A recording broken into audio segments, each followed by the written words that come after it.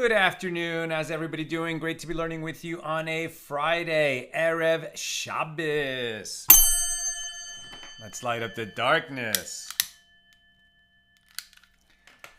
Who's in the house on a Friday? Yom Shishi, Yehudit in South Carolina, Karen in Northern California, Guy in Ohio, Sharon in New Jersey, Renee in Indiana, Gordo in Scotland, John in Maine, Joe in the Inland Empire, Bill in mid-Missouri, Bella in Florida, Belle wishing everyone a good Shabbos, and Am Yisrael, Hi, Amen. Melissa's in Great Neck, Lorraine in Texas, Leona Sue in Illinois, Chaim in Florida, Ella's with us, Marjorie in Georgia. Welcome. Okay, another short daf, just to have even a semblance of a reasonably long, normal length class. We're going to get a jump on tomorrow's daf. And I think pretty soon we're running a day ahead. I think we might be running 2 days ahead, but that'll stand us well when we eventually get to Tisha B'Av. Okay, our daf today is page 32, Lamed Beis, here in Tractate Bava Basra, the 23rd volume of the Talmud. We picked this up at the bottom of page 31b. Yesterday we started talking about, we've been generally talking about here in chapter 3, Mishna number 1, somebody is living on a piece of property or using a piece of real property, an olive press, a field, an orchard, and he's been there for 3 years, nobody objected, so he's presumed to be the legal owner. If somebody then comes and challenges his ownership, saying, well, this is my field, I never sold it to you, then he's going to have to prove his case because this other guy's been there for 3 years. Now, part of the evidentiary burden is certainly going to involve, and perhaps can be met with, the testimony of witnesses. We always need 2 witnesses to establish a matter in Jewish law. And yesterday we were talking about, well, what if you have 4 witnesses? You have 2 pairs of witnesses, and their testimony contradicts each other, so then we can't establish the matter, right? Unless we have some further evidence that one of these pairs of witnesses is lying. In the absence of that, so we have, 2 valid testimonies because they're each brought by 2 witnesses. They contradict each other. They're going to cancel each other out. So then we would say, well, what other evidence do we have that we could establish the matter? And that's how we got to where we are. Now, as we learned in a Mishnah, Tractate Kesubos, page 23b, Rabbi Yehuda says, one is not elevated to the presumptive status of the kahuna, right, the priesthood. So a priest in Jewish law, a priest is a kohen. A kohen, the word means priest, and specifically, these are all the descendants of Aaron, Moses' brother Aaron. Aaron was the original Kohen Gadol, the original high priest, and his children, his sons, became priests at the same time. His son Elazar became the high priest after Aaron died. And it's all the descendants of Aaron are the Kohanim, right? That's plural of Kohen. And when the temple was standing, being a priest, you cannot become a priest if you're not born a priest. It's a hereditary position. However, you could be disqualified from being a priest. Even though your father's a priest, if your father married a woman who was prohibited to him, for example, a divorced woman, a priest is not permitted to marry a divorced woman. Or if he was the high priest, he's not even permitted to marry a widow.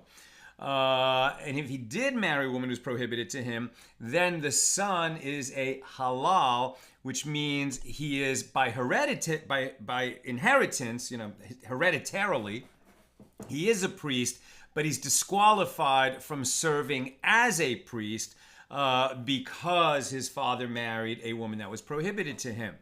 Now, When the temple was standing, it was very important who are the priests, because only the priests, only the kohanim, could bring offerings on behalf of the people in the Holy Temple. So whether we're talking about the communal offerings that are literally brought on behalf of the nation, or the individual offerings, like a sin offering, a thanksgiving offering, a peace offering, an elevation offering, people would bring these offerings to the Holy Temple, but only the high priest, but only a priest, right? An actual priest.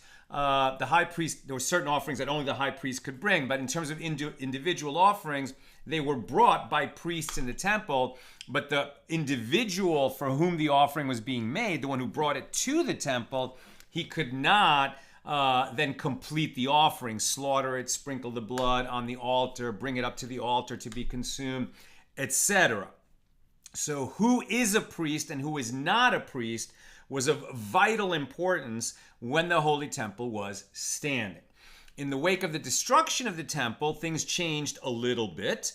Right? We no longer have teruma by Torah law. So teruma is the first tithe of produce of land grown in Israel that had to be given to a priest.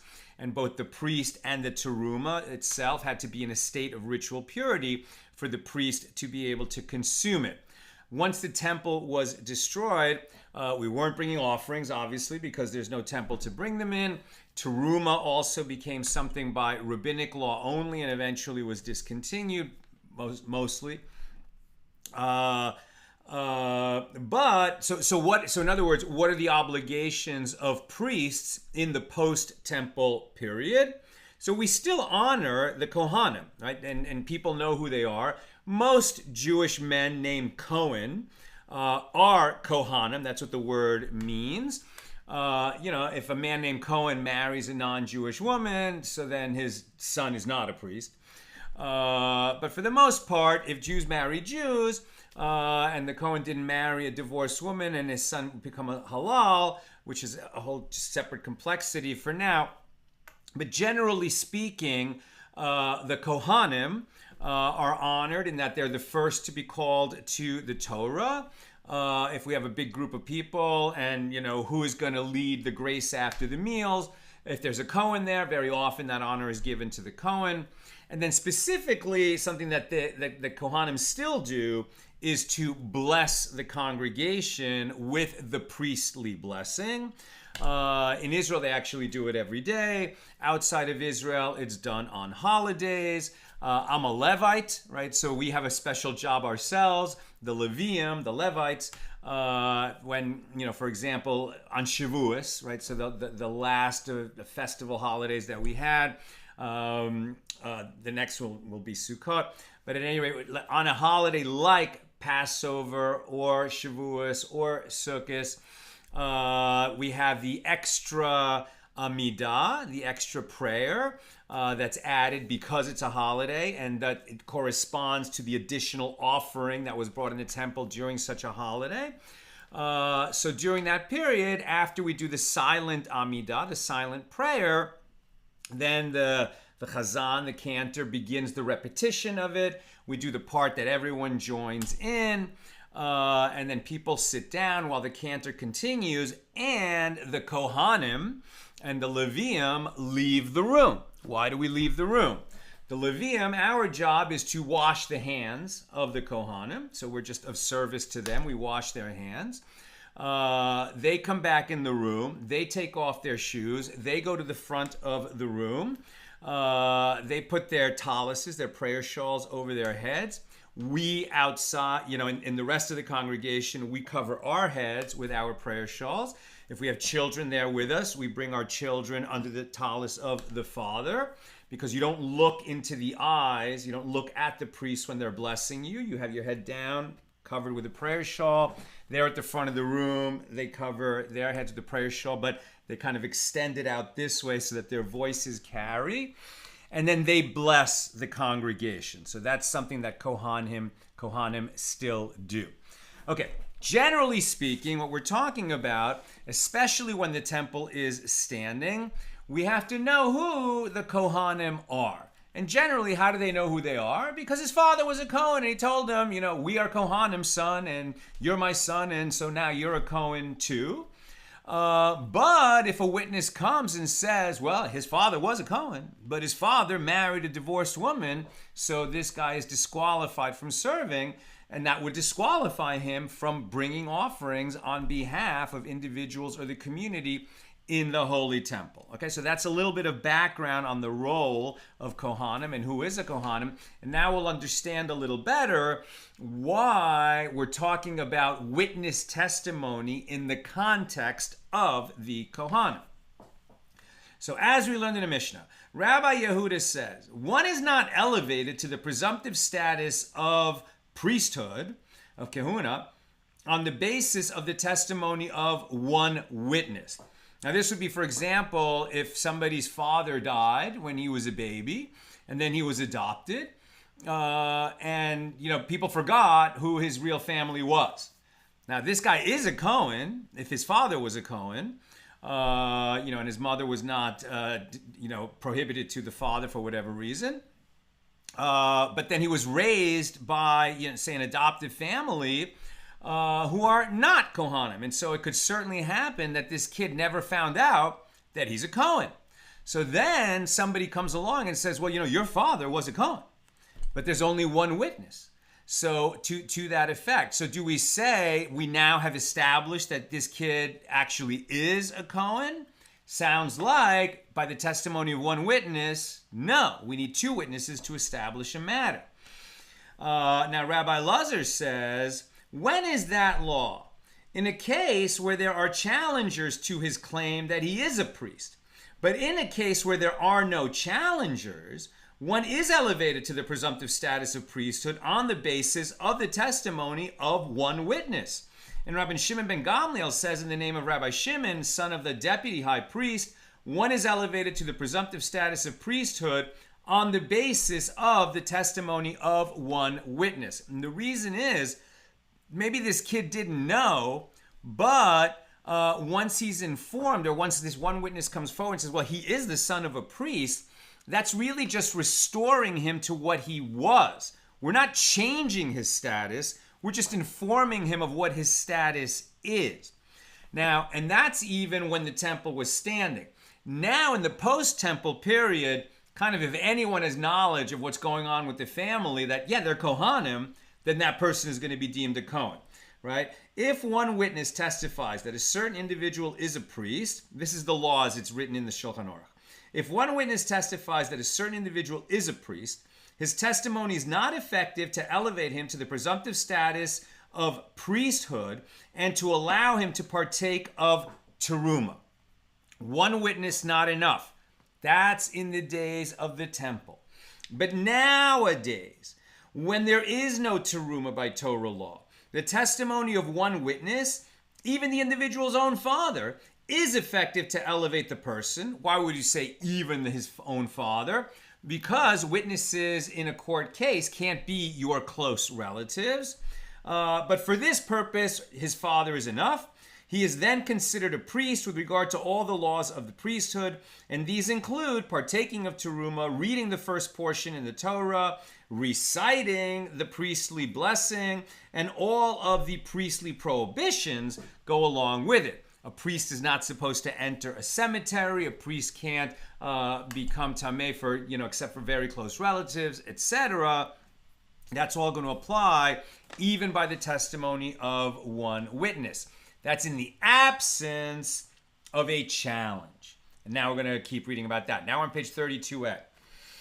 And Rabbi Shimon ben Gamliel holds that an effective challenge to somebody being a Kohen, a qualified Kohen, this requires two witnesses. One could then ask, but doesn't Rabbi Yochanan say that everyone agrees that there is no effective challenge with fewer than two witnesses?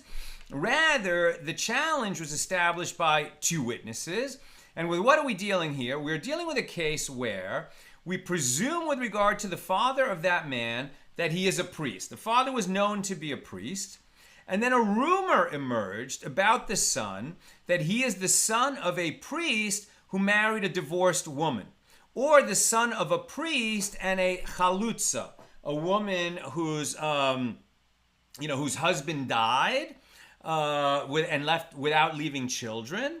So she's a widow, not a divorcee. A widow can marry a priest, but because her husband died with no children and he left a brother, then she needs to perform the halitza ceremony with that brother, and that makes her a halitza. But a halitza for this law is treated like a divorcee of the brother, that she, in a sense, they had a bond, they could have married, they were obligated to marry, they could get out of it by performing the halitza ceremony, but that is equivalent to divorce just for the purposes of the law of can a woman who performed halitza marry a priest? Yeah, they can get married, but his son will be considered a halal. Now, in this case, the father was definitely a priest. The son is definitely the son of a priest. And we don't know enough about the mother. It's like this guy went to another town far away. We don't have enough background. And so a rumor emerges that his mother was not permitted to marry his father, the priest, because she was either a divorcee or a halitza. So based on this rumor, we downgraded him from the presumptive status of priesthood. Now, when we say we downgraded him, it's not that, well, because of a rumor, now he's no longer a priest, or he's considered, his status quo is now a halal.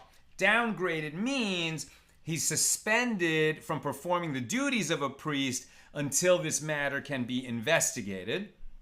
And then one witness came and said that the man in question is a priest of unflawed lineage. His mother was permitted to his father. And so we elevated him back to the priesthood. In other words, we investigated. One witness came forward and said, yeah, no, he's the son of a priest. His mother was permitted to his father. So now he's, upgraded back to he's a priest and can perform the duties of a priest. Now the Gemara continues that case. And then two witnesses came and said that he actually is the son of a divorced woman or the son of a halitza. And so we downgraded him again from the priesthood based on their testimony. Now it's not downgraded him while we investigate. Well, now we had one witness who says he is qualified to be a priest. Two witnesses came and said he is not qualified to be a priest. So now he is disqualified from the priesthood. But the story's not over, because then another single witness came and said, no, I don't know what these two witnesses are talking about. This is a priest, the son of a priest. His mother was permitted to his father. He is a priest of unflawed lineage. So now the question is, right, you had a rumor emerged about this guy. Is he disqualified or not? One witness said, no, he is a qualified priest. Then two witnesses came and said, no, he is a disqualified priest. He is not fit to be a priest. And then a second witness came and joined the testimony of the first and said, no, he's qualified. In that case, you have two witnesses saying he's a qualified priest and two witnesses saying he's a disqualified priest. What was he originally? A qualified priest. Therefore, these two testimonies cancel each other out, and he remains a qualified priest. That's if we can join the later single witness testimony to the earlier single witness testimony. There are two witnesses saying the same thing, but they came at different times. Can we join those two testimonies together to produce one valid testimony, which is brought by two witnesses? The sages will debate that. So then one witness came and said that he is a priest of unflawed lineage, resulting in two witnesses testifying that his lineage is unflawed, and two testifying that it is flawed, and everyone agrees that the testimony of the two single witnesses combine to produce testimony that he is a priest of unflawed lineage and his presumptive status of priesthood should be restored. Now, the Gemara explains the dispute. And here it is with regard to concern about contempt of court that they disagree. They're not debating, can we combine the testimonies? They're not debating that that there was a rumor that we downgraded him. One witness elevated him back. Then two witnesses came and downgraded him. And then one witness came and upgraded him by combining with that first single witness. In terms of the matter of law, each of these downgrade, upgrade, we had a correct ruling. The problem is downgrade, upgrade of this priest. And the public might be watching this and think, what's wrong with this Beis Din? Right? What's wrong with this rabbinic court that they keep reversing themselves? He is a priest, he's not a priest, he is a priest, he's not a priest. People will come to disrespect the court and view it as a wishy-washy, indecisive court. And that will produce contempt of court. And if we don't have respect for the rabbinical court, obviously that's going to create many greater problems in the community. And so perhaps, even though the rulings are correct, because we're concerned about contempt of court, we're not going to do that final reversal. That's what's being raised here as a potential issue. And Rabban Shimon ben Gamliel holds, we downgraded him from the presumptive status of priesthood, and we then elevate him. And we are not concerned about contempt of court. The primary concern is that the matter should be determined based on the relevant testimonies, not on what people will think. Now, Rav Ashi objects to the analysis that they disagree with regard to concern about contempt of court. If so, why specifically is it necessary to establish the dispute in a case where first one witness testified of his unflawed lineage and then another testified later? The same would be true even in a case where two witnesses testified together that he is unfit for the priesthood and the court downgraded him, and then two witnesses came together that he is fit for the priesthood and the court elevated him. Either way, we have down, up, we originally went down, then we went back up. The court seems wishy-washy. What difference does it make whether the two witnesses came at separate times or not? So rather, Rav Ashi said, everyone agrees that we are not concerned about contempt of court. And here it is with regard to whether the court is able to combine the testimony of two single witnesses that they disagree. And it is with regard to the issue that is the subject of the following dispute between these Tanaim. So now we're going to look at a different dispute where the question is, when witnesses, we always need two witnesses to establish a matter. We said we could do something with a single witness, but really there we were just dispelling a rumor and allowing the original state to remain in place. That we might do with a single witness. But to change a status, that's going to require two witnesses always. But what if these two witnesses come at separate times? Can we combine their testimony or not? As it is taught in a Baraisa, Tosefta of Tractate Sanhedrin 5.5, the testimony of individual witnesses never combines, unless it is so that the two of them see the incident transpire together as one. And Rabbi Yehoshua ben Korcha says their testimony does combine, even in a case where they witnessed the event one after the other. In other words, they weren't standing in the same place, they didn't see the same thing. In fact, maybe one of them saw what happened between 12 and 1201, and the other one saw what happened between 1201 and 1202. Right? So they didn't even see the same thing. They saw part of the events because from a different vantage point, they only saw something that happened a little later than what the first witness saw. Overall, they saw the car crash, right? Maybe one witness saw the cars hit, and the other witness saw after they hit who got out of the car. Together, they're going to tell one narrative about that car crash, but they didn't both see all aspects of the car crash. Can we combine their testimonies?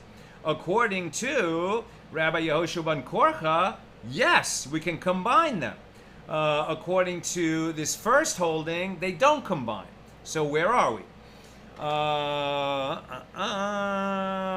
Rabbi Nassan says, they are not required to testify together. Their testimony is combined, even if the court hears the statement of this witness today, and when the other arrives tomorrow, the court hears his statement. And Rabbi Elazar and Rabbi Shimon Gamliel disagree in the dispute between Rabbi Nassan and the rabbis whether the separate testimonies can be combined. Sounds like Rabbi Nassan allows them to be combined whether they saw the exact same thing or not, and whether they arrived in court on the same day or not. And the majority said no, they need to see the same thing and they need to come in on the same day. So this is one of those cases where the original majority, which is how the ruling must have been at that time, ended up being reversed. Because how did the law end up? In cases of monetary law, testimony of witnesses combines to form one testimony, even though they witness different events that render the litigant liable, such as borrowing or admitting to a loan that occurred on different days. And their testimony certainly combines when they witness the same event from different observation points. By contrast, in order to be considered a set of witnesses in a case of capital law, it is required that they witness the event together. So a distinction between monetary law and capital law. Capital law meaning a death penalty case. Now, in terms of when we hear their testimony, in cases of monetary law, the witnesses are not required to testify at the same time. The court can accept the testimony of one witness on one day and that of another witness on another day, and then combine the two to say we established the matter by the testimony of two witnesses, even though they testified on different days. And if as long as it's a case of monetary law, not capital law, we can also combine their testimonies even though they witnessed different aspects of the same overall issue. New subject. The Gemara relates an incident where two people disputed the ownership of land. So we're back to disputing ownership of land, how we originally got here, right? If somebody has been living or using a piece of real property for 3 years, so then after 3 years, he has the presumptive ownership of that land. He has a chazaka that we assume he is the legal owner. If someone claims and says, hey, that guy, that's not his land. Maybe he's been living there for a long time, but it's my land. He never paid me for it. This guy's going to have to prove the case because the one who's in possession of the land has the presumptive ownership. Okay, so back to that. The Gemara relates an incident where two people disputed the ownership of land. And there was a certain person who said to another, what do you want with this land of mine? And the possessor said to him, I purchased it from you, and this is the bill of sale. Pretty strong evidence. Now we're on page 32b. The first said to him in response, it is a forged bill of sale. The possessor leaned over and whispered to Rabbah, who was judging the case, yes, it is a forged bill, but I had a proper bill of sale and it was lost. And I said to myself, I will hold this bill of sale in my possession, such as it is. So what happened here, let's assume that this is that the statement of facts is the actual facts. Right? Somebody sold a piece of land. The buyer bought the land and he got a bill of sale. And let's say he wanted, he was afraid it might get lost or something, so he made an exact copy. No Xeroxes back then, so he brought in a scribe who copied it, like made a perfect copy of the original bill of sale. This guy's now living there. He's living there for over 3 years. And then the original seller comes and says, what are you doing on my land? The guy says, I bought it from you. He says, where's the bill of sale? Here's the bill of sale. And now the original seller says, that's a forgery. And then the purchaser who's been living on the land whispers to the judge, it is forged. This is not the original bill of sale, but I had the original bill of sale. This is the copy. I lost the original, but I've been living here all this time.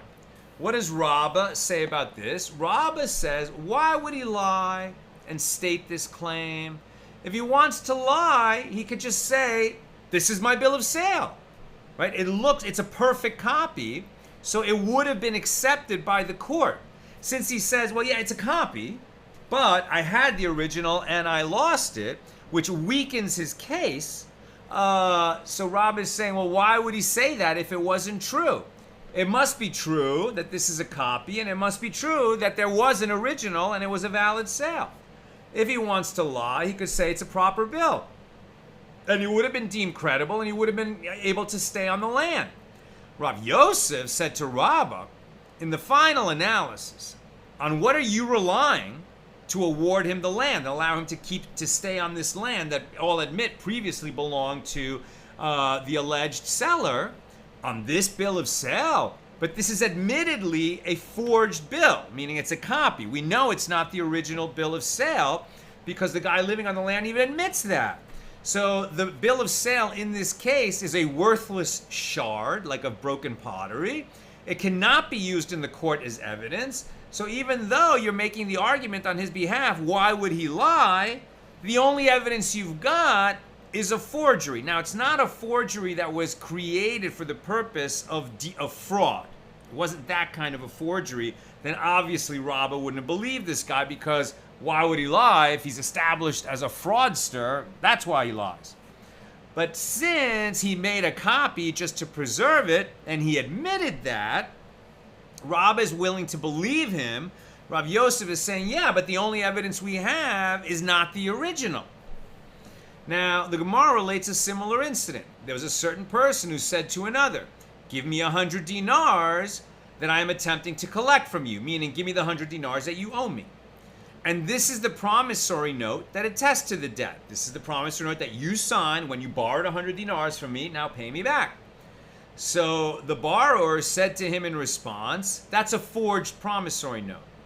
The first person leaned over and whispered to Rava, yes, it is a forged promissory note, meaning a copy, but I had the proper promissory note and it was lost.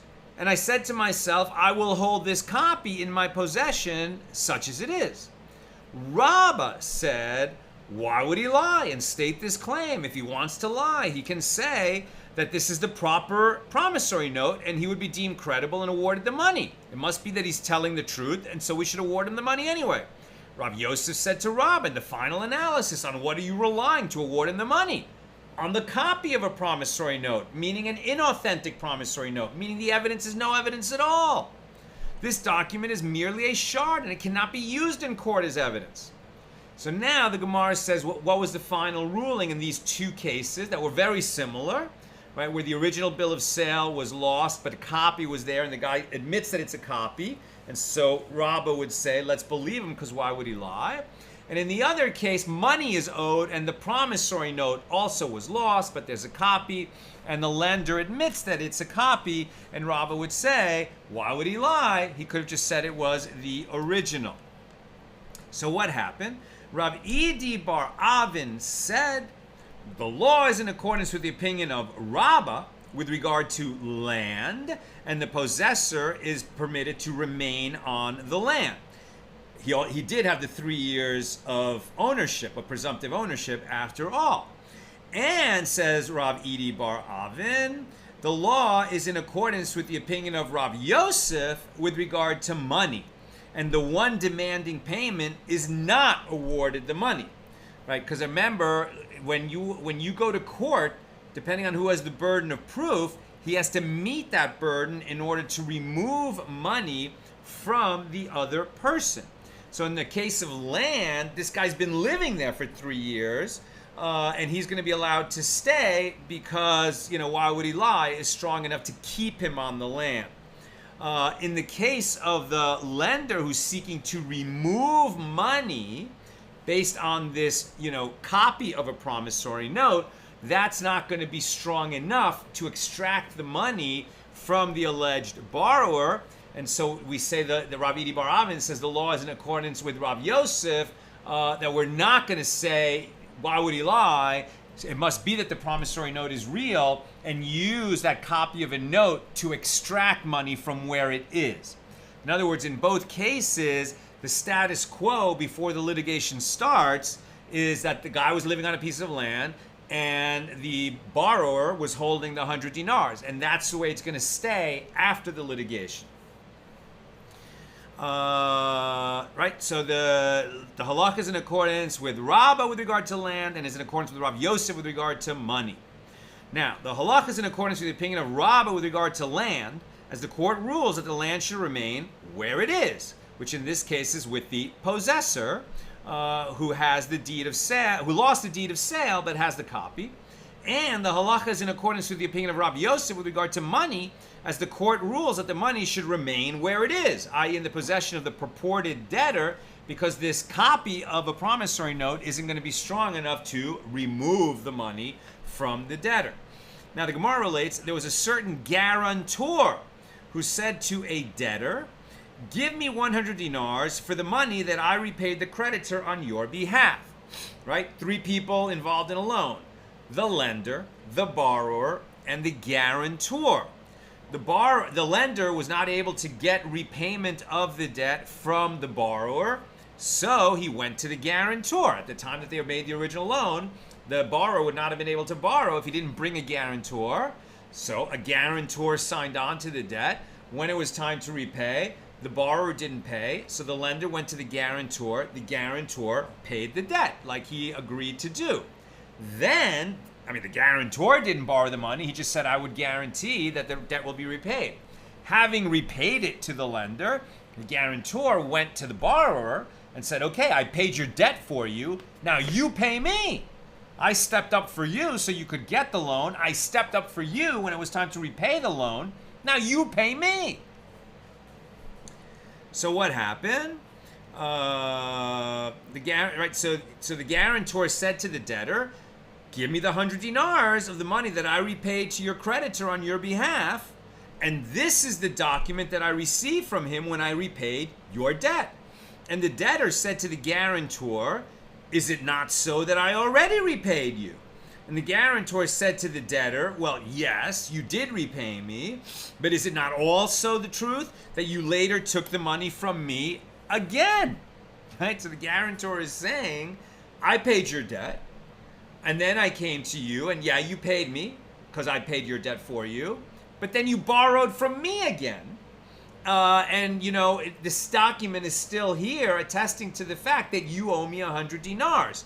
Because when you paid me back what I paid for you, we could have torn up the promissory note, but let's say later that day before we tore it up, you came and said, 'You know what, I can't pay you back today. Please give me that money again because I need it right now.'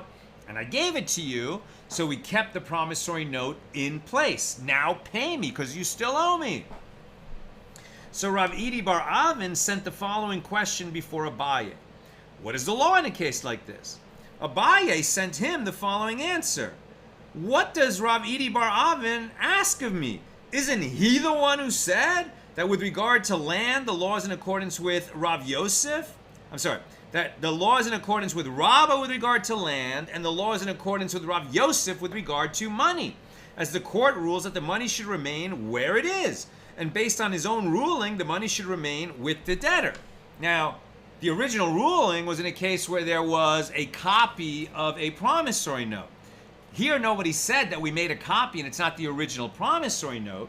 You could say, yeah, but this promissory note was originally attesting to a guy who guaranteed a debt between a borrower and a lender, and then the guarantor paid it off, and then the borrower paid the guarantor, but then he borrowed again, and now the guarantor seeks to have this paid. Now, this original promissory note really doesn't cover this where we are now, which is that basically the borrower has a new loan from the guarantor, right? And he's not acting as the guarantor anymore. Now the guarantor basically just became a lender. And we don't have a promissory note for that. So can we say that we're going to use this other promissory note that definitely talks about how we ended up here, what the whole situation was, even though it doesn't cover this exact debt? Maybe that is very similar to having a copy of the original promissory note, somewhat analogous. But maybe what Abaye is saying is, well, why is Rav Idi bar Avin asking me? Generally speaking, in cases of monetary law, unless we have the evidence that we need to remove the money from the borrower, we don't remove the money from the borrower. And that would be what you ruled, because that's the law according to Rav Yosef. We leave the money where it is. So the Gemara notes, and this matter applies only in a case where the guarantor says to the debtor, well, you later borrowed the money from me after you had repaid me. That's why we're going to leave the money where it is. But if the guarantor said to the debtor, I returned to you the money that you had repaid me because of the fact that the coins were worn out or overly reddish, i.e. discolored, and would not be easily accepted as currency, then the lien of the document is still in effect because the debt to the guarantor has never actually been repaid. And the document is still in effect, right? If the borrower came, the guarantor paid the debt for the borrower and then said, you owe me, I paid off your debt. And so then the borrower says, okay, here's the money. And the guarantor takes the money, looks at it and says, you know what, this is like worn out money. It's going to be very difficult for me to actually use this money in the marketplace. Take it back. And when you pay me back the money you owe me, pay it with proper coins, not these old worn out coins that sellers and buyers in the marketplace might not accept. In that situation, even though the borrower offered to repay the guarantor, he didn't repay. It was not acceptable to the guarantor. And that's why the original document is still the valid evidence of this debt. Now the Gemara relates, new case. A rumor emerged concerning Rava bar Sharsham that he was profiting from land belonging to orphans. And Abaye said to him, tell me, my friend, concerning the incident itself, how is it that this rumor was generated? And Rav bar Sharsham said to him, I was holding on to the land as collateral from the father of the orphans, and I had other money with him, i.e. he owed me money from a different debt, a different reason, different matter altogether, for which I had no collateral. And I profited from the land for the duration of the years of the collateral. Now on page 33a. I then said to myself, if I return the land to the orphans now that the years of collateral have finished, and I say that I have other money with your late father, I will not be able to collect it, as the sages say that one who comes to collect a debt from the property of orphans can collect only by means of an oath, and I do not wish to take an oath. Rather than do that, I will suppress the document detailing the terms of the collateral and profit from the land up to the measure of the money that their father owed me. And this is legitimate, since if I so desire, I can say it is purchased, and that is why it is in my possession, and I would have been deemed credible, as I profited from the land for the years necessary to establish the presumption of ownership. I had that land in my possession for more than 3 years. If I had said I purchased it from the father, everybody would have believed me. That's not what I was trying to do. I was just trying to get back the money that I lent to the father, not by interest, but simply by using the produce from this land until the original debt was repaid. And since I'm admitting this now, I should also be deemed credible when I say that I had lent money to the father in 2 different loans, one with collateral and one without, and I was just trying to get my money back. Abaye said to Rava bar Sharsham, your reasoning is incorrect. You would not have been able to say it is purchased. You couldn't have made the argument. He's saying, well, I could have said it was purchased and everybody would believe me. I'm not saying that, so I should be deemed credible. But Abaye is saying to him, no, you would not have been able to say that you purchased the land because everyone knows that you didn't purchase the land. You would not have been able to say it is purchased, and that is why it is in my possession, as there is publicity concerning it, that it is the land of orphans. Therefore, you are unable to collect your debt based on the fact that you could have made a more advantageous claim, migo, or why should I lie? Rather, return the land to the orphans now, and when the orphans become adults, then litigate with them, as you have no other option. The Gemara relates. And that's the end of that story. Now another story. And I'm very close to done, so if you have questions or comments, please get them in now. The Gemara relates, a relative of Rav Idi bar Avin died and left a date tree as an inheritance.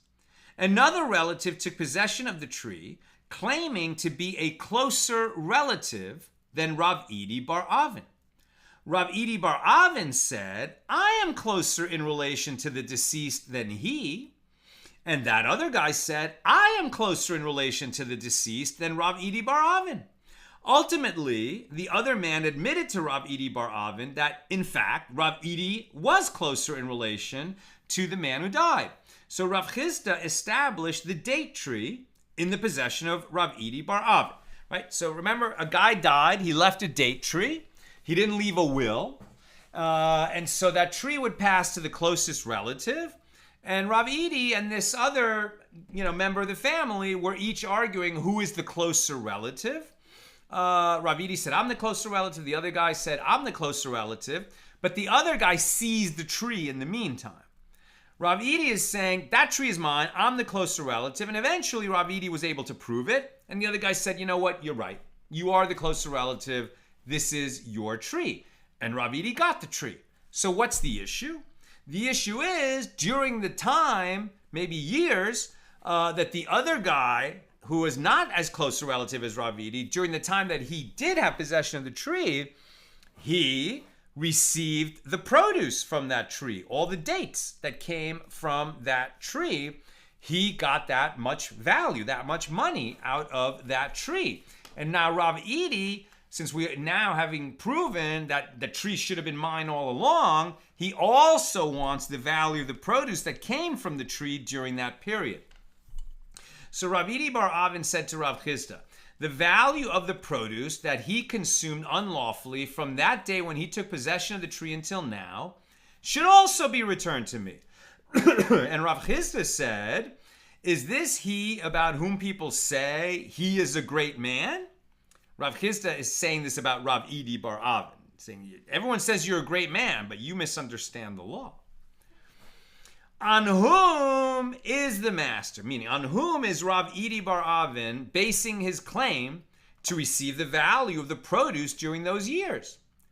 On this other relative, right? Because it wasn't so much that Rav Idi was able to prove that he's the closer relative by bringing two witnesses. He didn't establish the matter in court by the testimony, the valid testimony of two witnesses. Rather, it's that the guy who was holding the tree finally admitted it. You know what? You're right. So the only reason that the tree is now returning to Rav Idi is because essentially the testimony of his cousin or whatever who says, you know what? You're right. You're the closer relative. Can you testify against yourself? No. So in fact, you don't have any witnesses. The guy is willing to let you have the tree. Okay, so you got the tree. But you can't use that man's own testimony who said, okay, you're a closer relative in order to get the produce, because you need two witnesses, not one. And the one witness, and even the one witness you've got is testifying against himself, and that's not acceptable testimony. Right? On whom is the master basing his claim to receive the value of the produce? On this other relative. But he was saying until this point, I am closer in relation to the deceased than he. Therefore, you have not ownership of the tree. Therefore, you have ownership of the tree only from the time of his admission and not the earlier period from when he took possession of the tree. And the Gemara comments, Abaye and Rava do not hold in accordance with this opinion of Rav Chisda, as they hold that once it is so that the other relative admitted that he is not closer, that he is not the closer relative, then he did admit that he never had any right to the produce of the tree. Therefore, by his own admission, he is liable to reimburse Rav Idi bar Avin. But the other opinion is he can't testify against himself. When he finally said, okay, you can take the tree because you're the closer relative, what he was essentially doing is, fine, take the tree, I'm giving it to you. It's a gift. But you don't have no right to the produce that I had for the last 3 years. That's how, and that's why Rav Idi would not have received the produce. So according to some opinions, he would get the rights to the produce during those years, and according to other opinions, he would not. That's where we're going to leave off. We're actually on page 33b already, and these pages are very short. So tomorrow night, even with a very short class, we'll probably do a double daf. Okay. And it's starting to get, just a few minutes each week, a little earlier. It's not quite so crazy late Saturday night when I get on the air. Okay, let's check a couple of comments and questions on Bava Basra, page 32. Reload. Google Docs. Come on, Google Docs. Reload.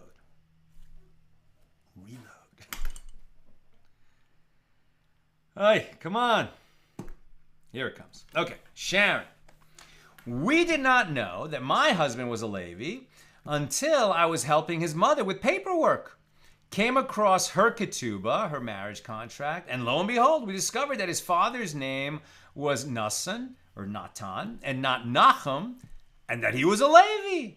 We still have not revised our own ketubah. But, presumably since you found out, your husband can take the Levi aliyahs in shul and can wash the hands of the kohanim. Chaim in Florida. Son of a kohen that mismarries is halal. What about his sons and subsequent generations? Excellent question. I was thinking about exactly that as I was talking. I was like, I don't remember.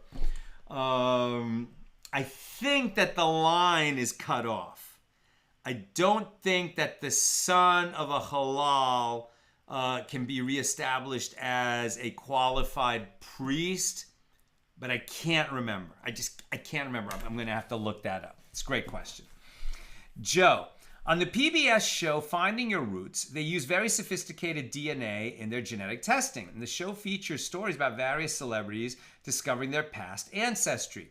There is a test that can prove someone has the lineage of being a Cohen, and they provided that information to a participant of the show. It features the Y chromosome, because it's passed through the father's line, and a certain flag on it that is not present in all Jewish participants, right? So interesting.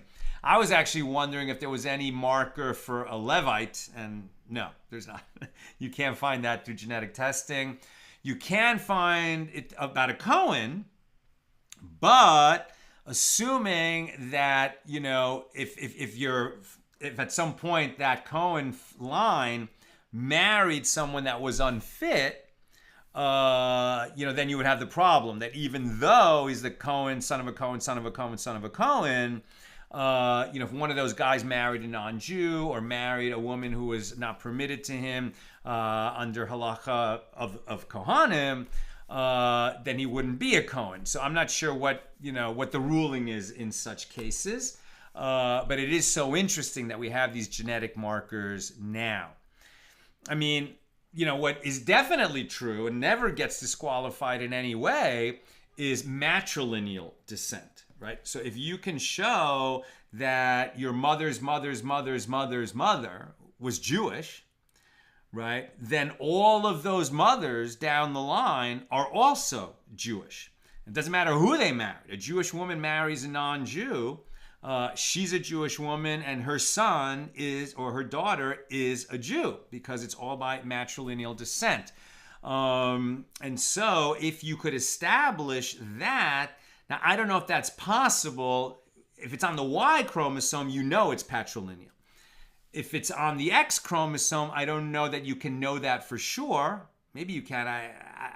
I'm not a scientist at all. I don't know anything about genetics.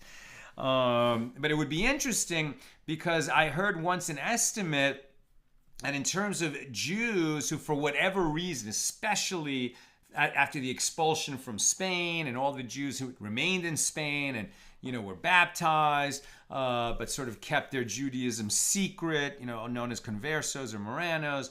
Some estimate, like the known Jewish population of the world is still very small. I think we're only just starting to reach the numbers that we were at before the Holocaust, right? To imagine how bad the Holocaust was. But if we were able to find out who all the actual Jews are that don't even know they're Jewish, the number of Jews in the world would triple or quadruple or be 10 times greater than what we know it is, maybe even more than that. so many Jews have just been kind of lost from the Jewish people and don't even know they're Jewish. So perhaps, genealogy will be able to show that someday. Certainly, when Mashiach comes, when the Messiah comes, it will be revealed to everybody, who is a Jew and who's not, just in terms of bloodlines, but also the truth of Torah. I mean, so many things will be revealed, and all these unanswered halachic questions will be answered as well. That's what I've got for us today, and with God's help, we'll be together again tomorrow night after Shabbos, hopefully by like 9:30 p.m. Pacific, maybe even a little earlier.